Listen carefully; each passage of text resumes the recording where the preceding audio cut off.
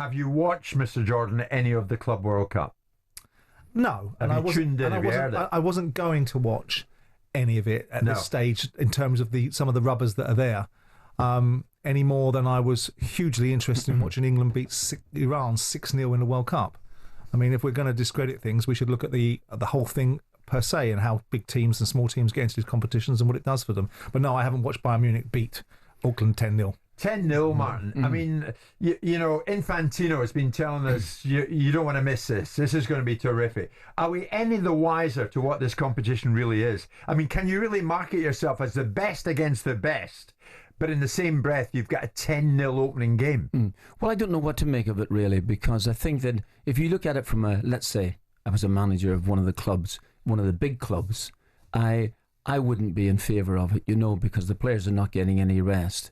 And there's, they'll be starting immediately into the next season. However, if I was an owner of a football club and think there's a prize money of 100 million, which would pay maybe one of my average midfield players for about 6 months, I think to myself, well, yeah, why not? And of course, on the flip side of the argument, if you were the manager that was unhappy about playing it and then was told you've got a 50 million, 60 million pound bigger transfer budget for the following season, you might adjust your perspective a little. That's true, but you would have to have had that guarantee before you head on the plane. Of course. So, yeah, of course. Quid pro and quo. there's a fairly decent chance that wouldn't happen. Depends who you're working for. But the point is that why wouldn't this be embraced? This is a unique tournament. All of a sudden, the downplaying of this tournament, the main argument is about player fatigue. Let's put that whining crap to one side and look at the reality of what this tournament could be. Why is it whining crap? Because there's an element of whatever you give somebody, they'll never be happy with. Whatever a manager hasn't got, whatever a player hasn't got, whatever they have to do they don't like, to me, sometimes steers into the narrative of, I always want what I want until I get something better. Well, there's that part of it, but I don't see that as the point. I think if you're just take the money out of it, take the money out that players are getting in today's. You can't, just hold on a second. You can't. You can because you're talking about player fatigue. But you can't. I read a book. Why are these tournaments here? Why are they playing so many games? I would be more than happy to be in your side of the fence if that is the side of the fence you're on and say 38 games a season in the Premier League and nothing else. As long as we can match that economically with the demands of people like yourself and the players. The fact that we can't, the fact that you guys have driven it to such a point that people can't afford to own football clubs unless they're nation states, hedge funds or billionaires, because the ultimate outcome is that finances have driven it, means that there's more games. Now, what should be happening is a grown-up conversation about how we incorporate football into a framework where these games are being played and players are getting the prerequisite amount of rest. That's the conversation that should be happening, rather than people telling you what they don't want to do. Could you define you guys, just please?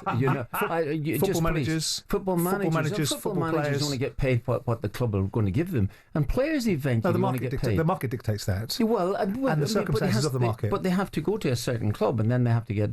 But it drives everything else up. So if you're of course everything's driven so up. It becomes driven up because of the TV revenue, because of all of those particular things. The game has changed. For instance, but it's gone beyond TV revenue, hasn't it?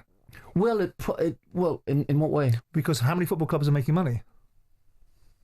Wouldn't be that many. No, and that's so the TV revenue's been swallowed. Consumed, right. And Sugar was right years ago. What he said was in a famous speech was, what we shouldn't have done is tell all these football people how much we got. We should have told them we got half of it, so they only could have had that and kept the rest back. The reality is, I think this tournament, put aside the disagreement about the veracity of how players get overused, the argument.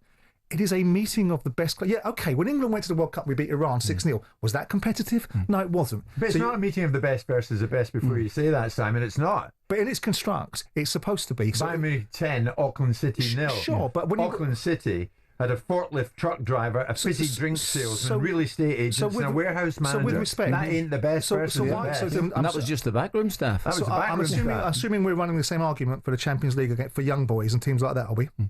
Who finished with no points. Are we running that argument too? But if they have qualified by winning their particular league, that's fine. As have these guys. Okay.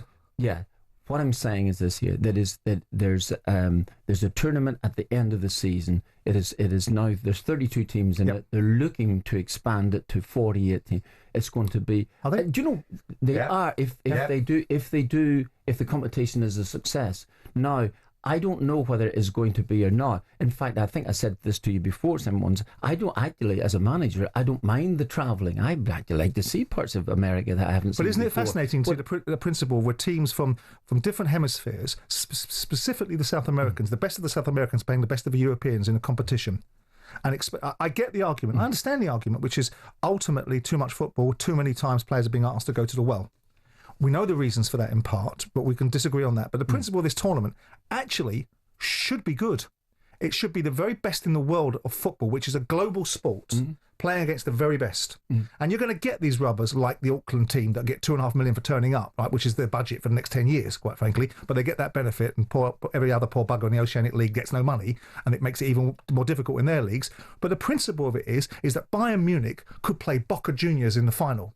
And we see games that we've never seen before. And so you're having it? I'm not having it per se, but I'm not also rubbishing it before we've seen it, which is what we've rubbished the TV deal, we've rubbished the concept, we've rubbished most aspects of it. Let's see what it is first before we decide that this competition isn't something that's merited. I'm not rubbishing the competition as, per se in this sense. I'm the time element. I'm talking about if I'm a football manager of Manchester City or Chelsea, I'm wondering about what opportunity I would get, because my job is on the line. My job, and I need my players back. They need to do a little bit of pre-season. They need to be ready for the incoming Premier League season. But you would also, on the flip side of it, admittedly just said, if I had an explicit understanding and not some half-baked, gentleman's handshake from my owner that I was going to get a significant proportion of that revenue, my attitude might be slightly different. I'll take that point. I will take that point. There's no question about that there. If it was a handshake from certain owners, yeah, absolutely, you could take that. Yeah, I think you would, on other owners, you would need it written down. And a bit like when you ask a manager to spend your money wisely and spend it how they want. And you would need it rubber stamped. Yeah.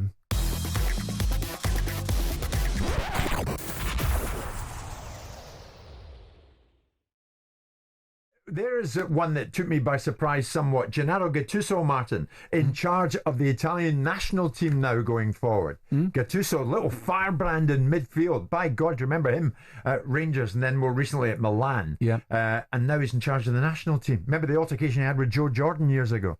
Yeah, but it's a decent appointment anyway, because he has been a fiery character. I think he should get them going again, if that's at all possible.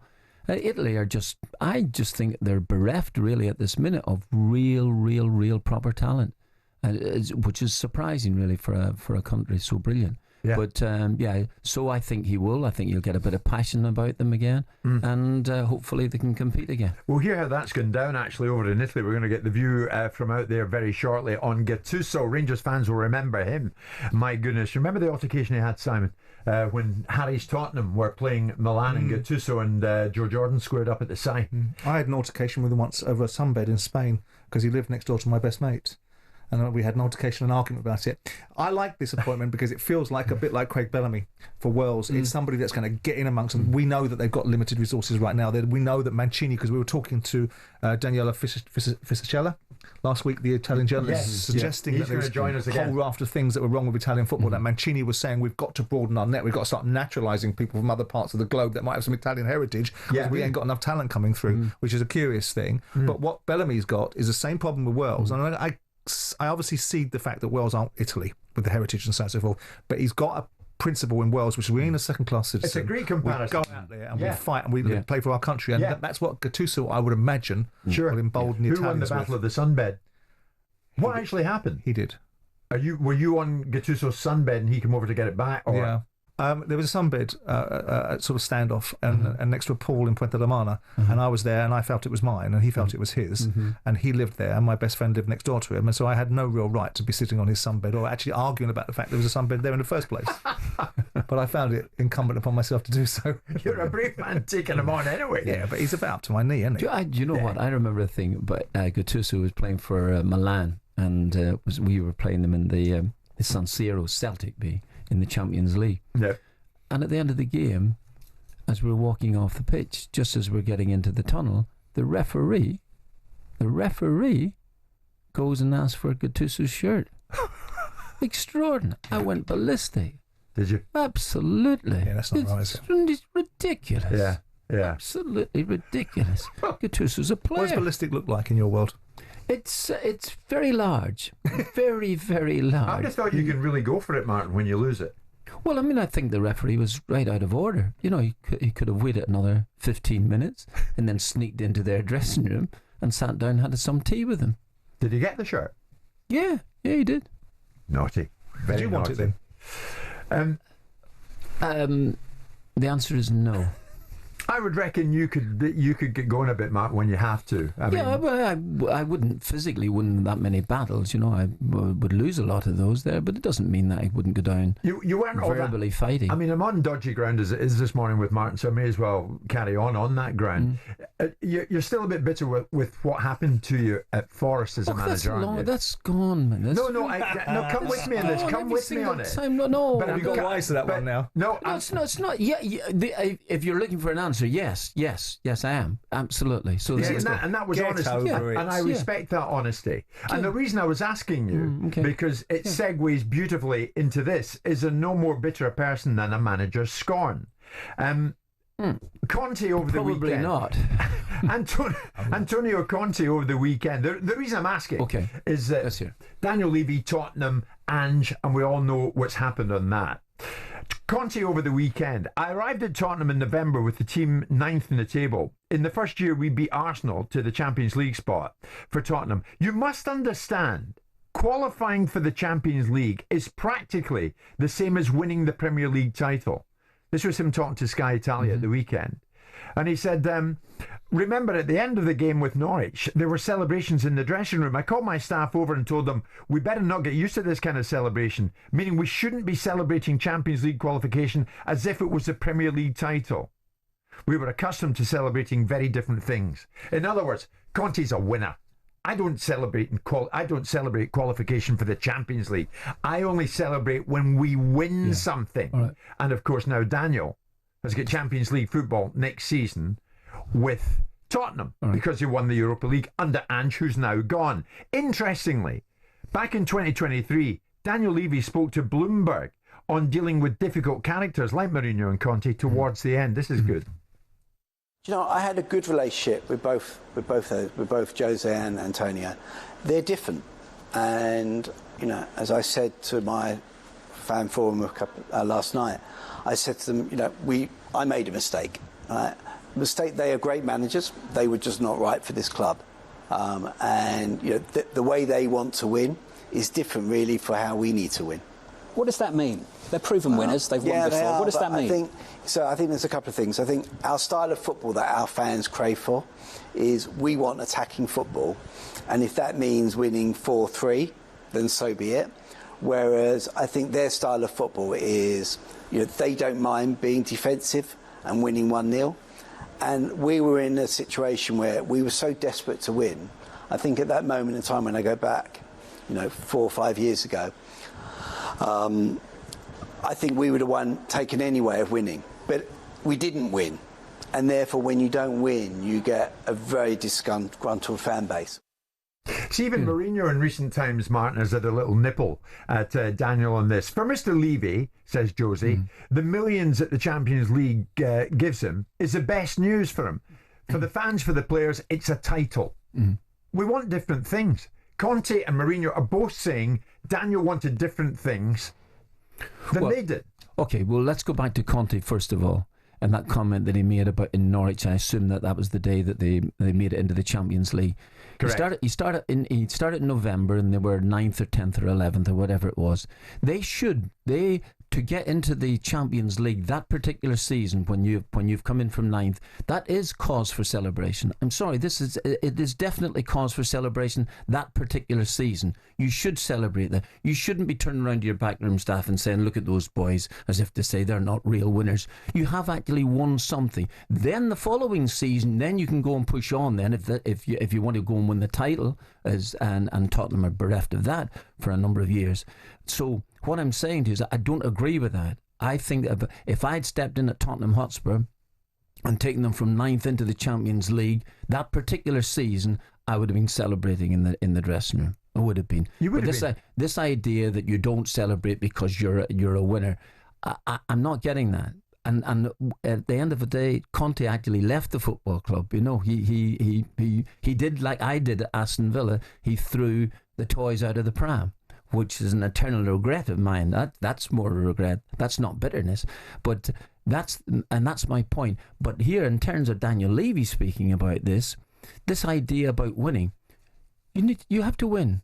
The game's about winning. It's about winning. That's the reason that he employed Conte and Mourinho in the first place. So don't turn around and tell me you didn't know about their styles of play beforehand. You picked them. But just let me finish. You've got to win. The game's about winning. I think in Daniel's point, right, and I think what a lot of Daniel said in the interview, I think was rather foolish because it opens the door for him to be smacked about a little bit by it. But what he did was he said there's an acceptance of Tottenham fans that they want a certain style of play. If you're going to play a different way, you've got to win. You did neither. Right, that was his point. That was his point. If I've got to accept 59 goals from 40 games in the season, right, you better go win the league. I assume you as an owner did some sort of homework on a prospective manager coming in. But that's just a second. And you thought, well, listen, this is a style of play. This is what we are going to win. But I'm going to. But that's Levy's point, isn't it? But I'm going to win. But you hope that you're going to win. Yeah. You can't guarantee it. You hope you're going to win. Here's the thing for both of you. Ange did win. Which is a point I'm coming to, which is I'd like to get Simon's view in this here. As an owner of a football club, what do you want to do? Do you want to? I accept that losing 22 league games is unacceptable, absolutely. But you've won a trophy that gets you in to the Champions League so the lines in your second year. So what you're really saying, you're setting down the lines, is the only thing that counts really is the Premier League. It's the only thing that counts. No, I'd like to know. You're not. You're being a bit binary, and you're beyond that. No, I'm not. Because when someone shows you themselves, believe it, right? So the reality of it is, if you've 2 years into your job, right, you've got a Europa Cup competition which you want to win, and it gets a monkey off your back, and you look forward because, like we do now with Rory McIlroy, forget what he's done. Look what he's going to do next. Okay, what am I going to do next with Ange? I've got this trophy. It's a monkey off my back. I can kill that argument. But can this guy continue to evolve his football club? And if I've got more questions than I've got answers, then the answer has to be likely not. I can't go into the next transfer window, spend 150 million quid, 100 million quid with a manager that I have more questions about, and then find myself in a situation 3 months down the road where I'm in the same territory as Man United were. Okay, so it's not about winning. Of course it's about winning. It's about what you do next after you've won. Yeah, it's about winning consistently. Well, let's see. Let's see exactly. Let's go and try and build in that. Now you've done something. But winning a Europa competition. I'm going to put yourself into Daniel's position. I would have fired him. Would you? Categorically. I wrote about it 4 weeks before. I looked at it, the reality, and went, I look at Europa competition. Thank you very much. I'm going to pay you to leave. I don't believe you're going to take me to the next, but I wanted this win, and you got it for me in a competition that had all the advantages. Look at who I played. Look at the opportunities I had. I don't think you can look at it like that. You don't. When you set off in the competition, you don't turn around and say, "Well, listen, I get myself into the draw." No, sorry, Martin. It is the most important. You win the competition. But at the end, when you're assessing the overall picture, which is what an owner has to do, right, and look at it and go, what do I do next? Because I'm only going to be judged by what I do next, not what I've done previously. So I look at Ange and I go, right, he's shown me what he is that he's incapable of operating on two fronts. He can't deal with the media in a way that I think is appropriate. He plays sometimes a naive brand of football. He only changed it at the back end of the season when he really needed to, because this was his get-out-of-jail card. Ange Postecoglou, if that competition had gone the wrong way, people would have been laughing at Postecoglou. But Martin, here's the thing. I'm not disagreeing with that. Those are the fine margins. But Martin, when it comes to their times at Tottenham, Conte and Mourinho have been outdone by Ange. That's true. If you want to look, if you're talking about winning a competition, sorry, John, I just want to get back to the point, and I don't want Simon to overlook this here. That when you set out, you are hoping that you employ a manager, you know what his background is, and you are hoping then they're going to be successful. You're going to be successful. So the Conte comparison is a good one, because Conte's a winner, such a winner. Why don't you win the European Conference League then when you join Tottenham? Why'd you bung that one out the window and ridicule it and parody it and not perform in it when you had a chance? So if you're going to give people a lecture about what winning looks like, why don't you win the competition that you were in at the time?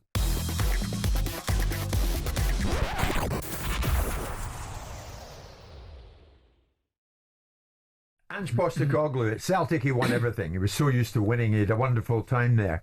Then at Tottenham, he does win something, as he says he would do in his second season, and he won the Europa League.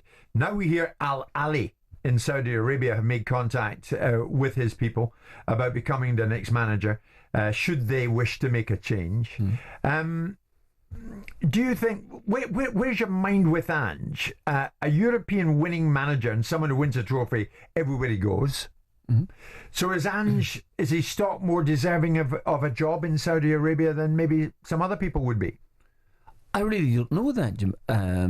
If you are, the minute that you think someone is still in his prime as a manager, as a player, and you think Saudi, then I think you think money. And if that's the case, well, okay. So Mancini had it off there, didn't he? Yeah. Had it off there after Italy didn't qualify for the World Cup, and other people are going. So I'm not going to decry it in one aspect, not at all. If I get a call tomorrow morning, I'll be on the first flight.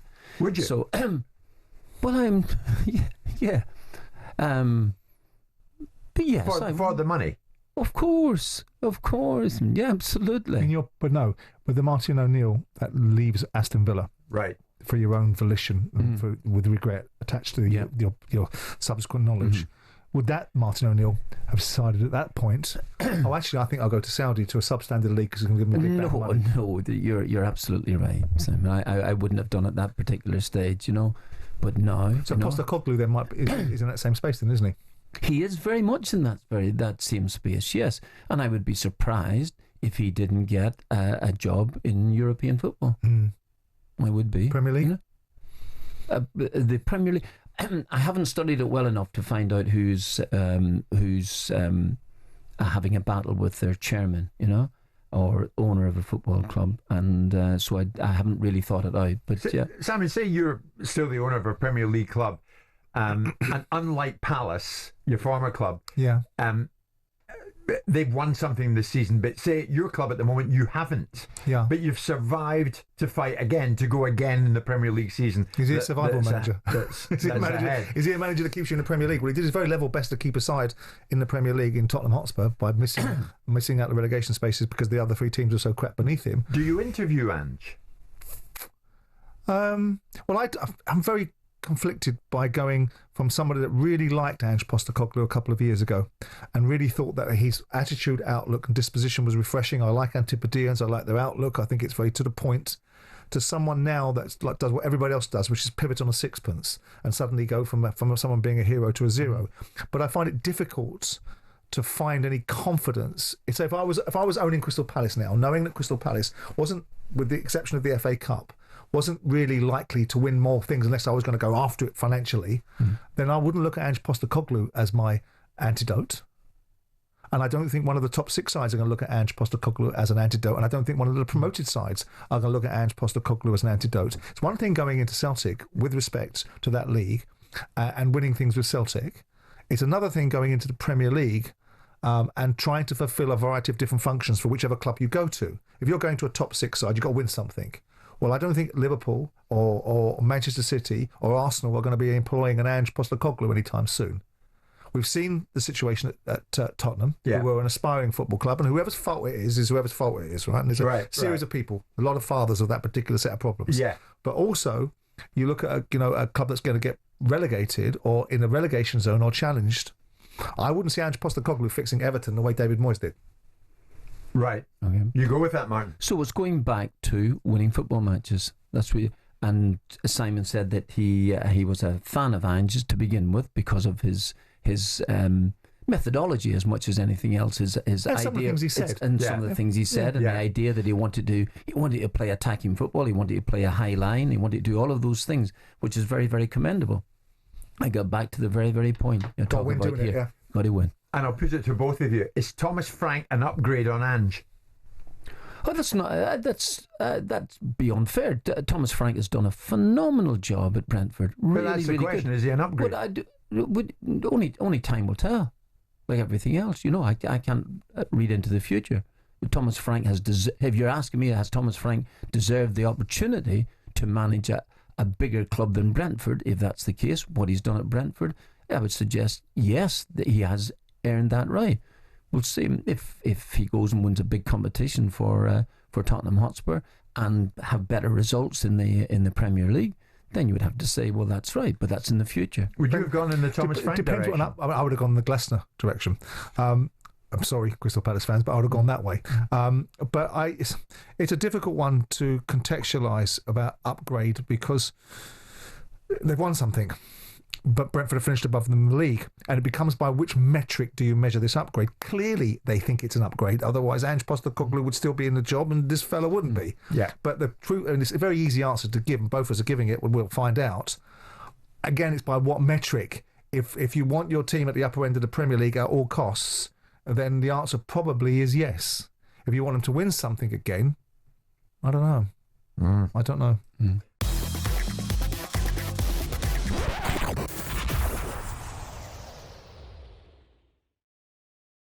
A group of Manchester City supporters have taken legal action against the club, their own club, over what they say is a discriminatory new season ticket policy. What's going on here? It relates to a new policy requiring fans to attend at least 10 league matches if they are to retain their season ticket for the following season.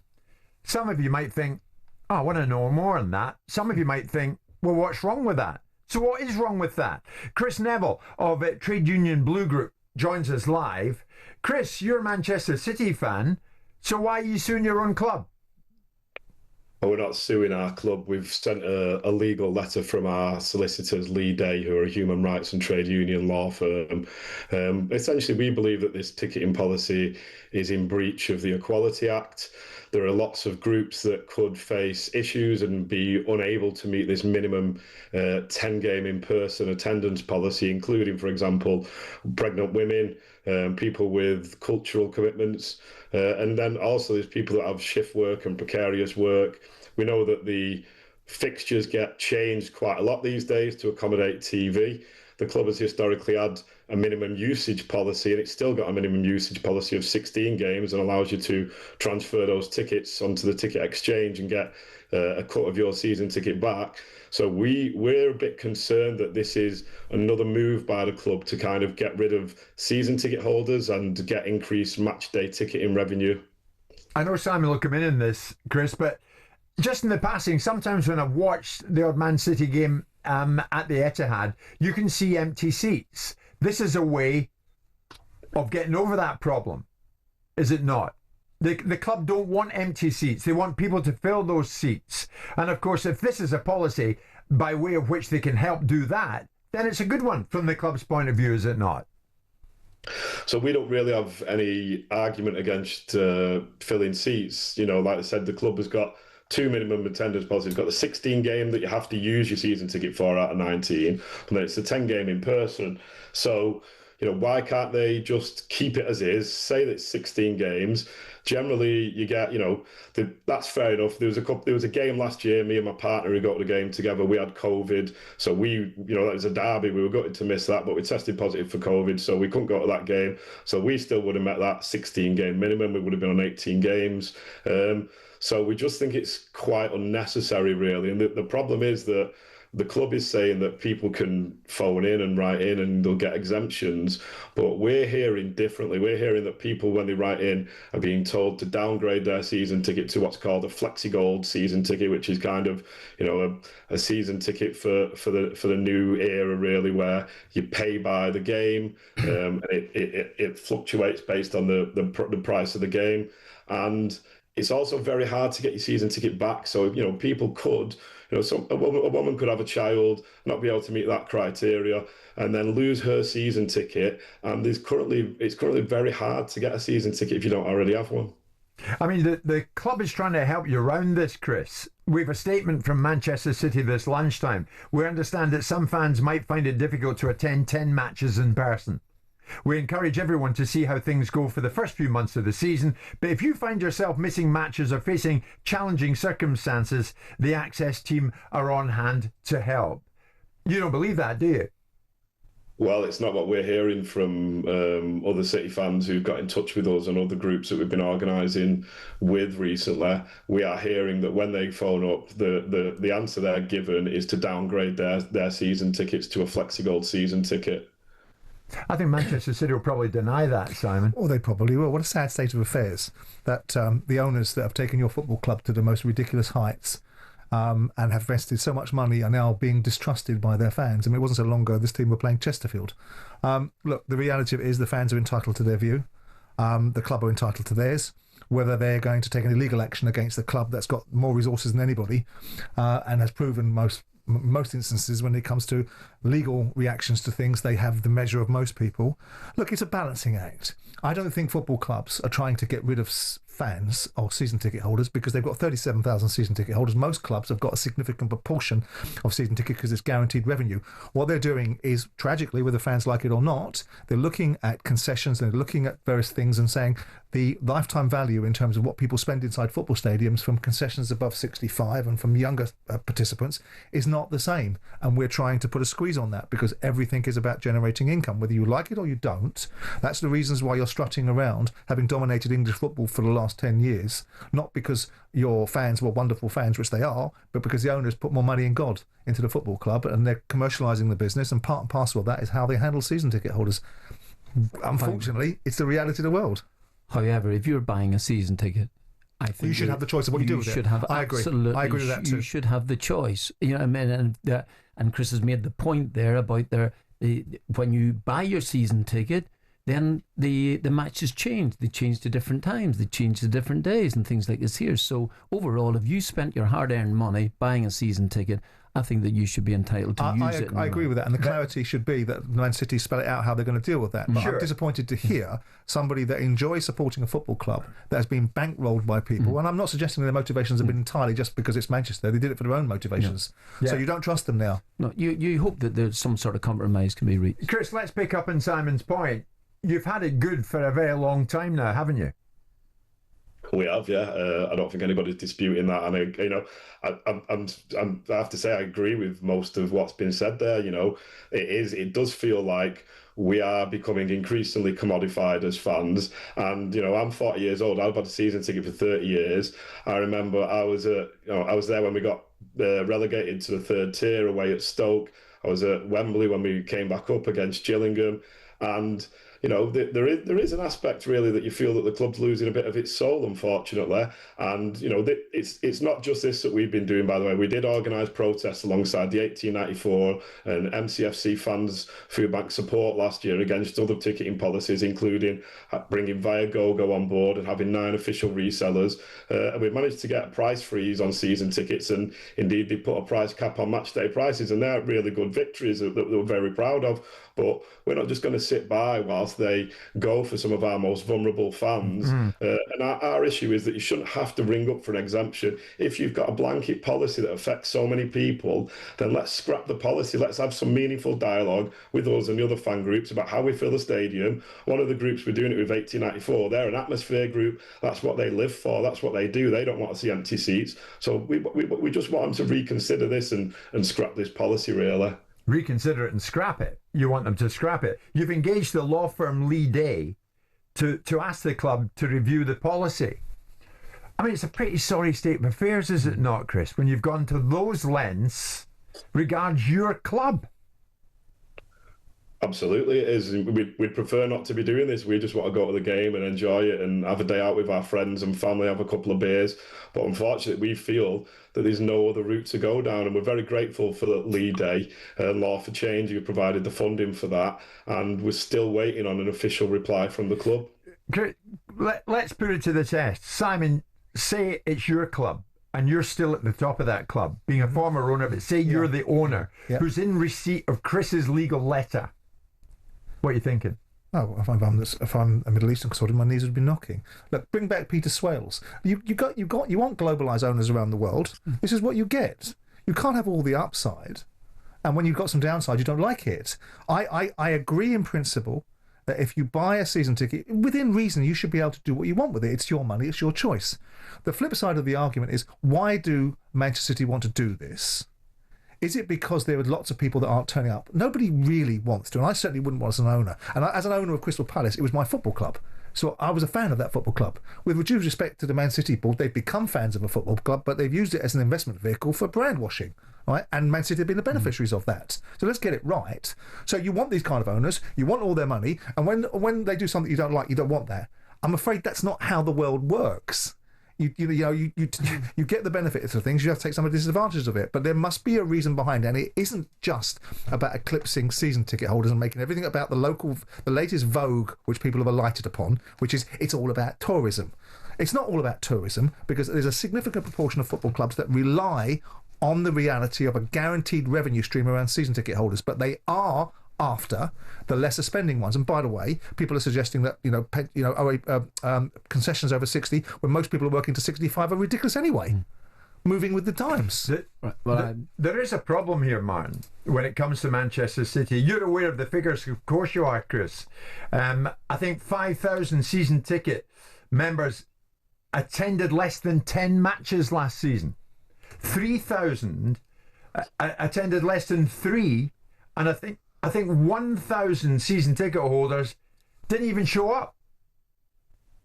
So, I mean, the statistics are pretty damning, are they not? And I know something needs to be done, and that's why you've gone the length of Lee Day, the law firm, right?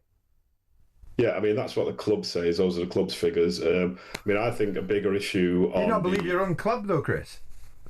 Well, I don't know. We've not seen any data or anything like that. They put it out, so I mean, it could be true. Yeah, let's say that's true.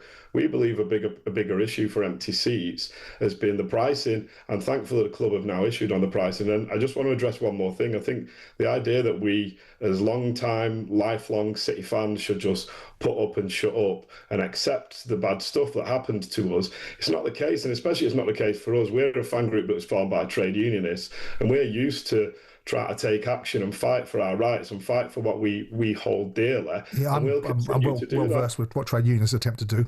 But the reality of it is that no one's suggesting that you have to put up with things. What I was suggesting was that you can't have everything that you want. And what you've had is a football club being bankrolled by people that have catapulted it to great levels of success. And when you get these statistics, your argument is, well, that's what the club says. So these guys have bankrolled your football club, giving you everything you've wanted, and wonderful football to watch, and now you're going to say we don't trust them. I think that's an appalling attitude. Do you trust the club, Chris? I don't have 100% faith in the club. I think we trust them. We want to work with them. We want to have dialogue with them. We hope they'll listen to us, and we hope they'll work with us. Those figures, they are possible. They've only released that because they only seem to release them the other week after we sent the letter, and it's not. Well, they probably didn't think they needed to release them, and they've made their decision. And you guys are rightfully challenging it, as is your right. They're giving you a response, and your response is, "Well, I don't believe it." Well, I mean, how do you deal with that sort of rationale? That's a typical trade union mentality. I don't agree with it, so that's the end of it. But Simon, it's getting back to the point. You buy a season ticket, you're entitled to do what you want with that season ticket. And but also, Martin, they're entitled to put conditions on season tickets. Oh, if they do. If they want to. Yes, you can, of course. Like, I can reserve the right to an admission to a restaurant I own if I want to. Yeah, okay, fine, if that's the case. But when you buy your season ticket at the beginning of the season, or let's say you buy it in July, you should do what you want. You should be able to do what you want, whether you turn up for one game, no games, or whatever. Agreed. You shouldn't change that policy midway through like Man United did on a ticketing policy last year. But if you make it a condition of sale, which is if you buy a season ticket, these are the conditions, which is what they're going to do, which is what these fans are objecting to. All right. So what might happen is that a lot of season ticket holders who normally buy a season ticket may not want to buy it then. Right. But what he's saying is they'll be monetised because they'll get casual ticket prices which are more inflated, which is what they want. Chris, once you get a response, and I'm sure following this exchange with us this lunchtime, you'll probably get a response from Manchester City.